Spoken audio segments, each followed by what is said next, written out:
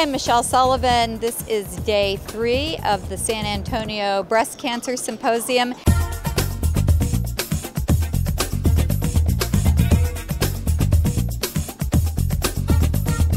And this afternoon we're asking people, what was one thing that happened today that just really captured your imagination?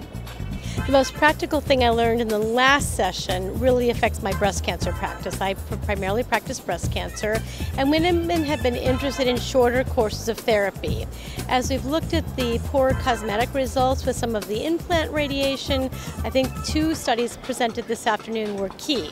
First, from the UK, their long-standing standard is 40 gray over 15 treatments, which is 3 weeks compared to the United States, usually 6.5 weeks.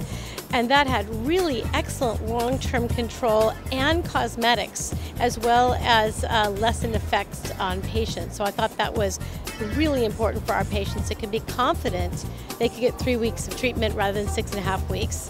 The second was the Target Now treatment, which is the implant radiation, really best for certain subtypes of women, particularly who are progesterone positive, and certainly could then avoid the external beam radiation in longer courses, which had some significant long-term cardiac effects that hadn't really been appreciated previously. The report about the standardized radiation therapy from the UK really hits, because I'm a surgeon, and so a lot of my patients go to radiation therapy, and it's nice that if they can do their radiation in 3 weeks instead of 5 or 6, it really makes a big difference to the patients.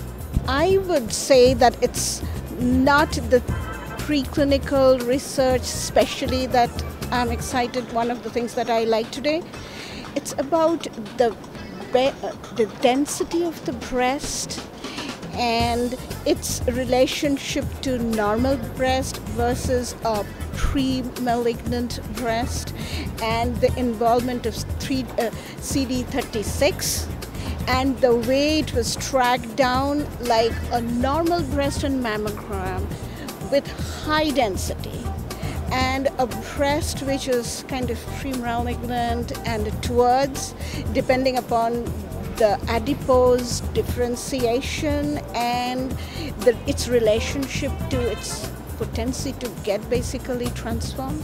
That is very exciting. Yeah, one of the things I think that was interesting from today's session was the results of the updated 10-year results of the START studies. I think those are important studies that could change the way that we do radiation therapy in breast cancer.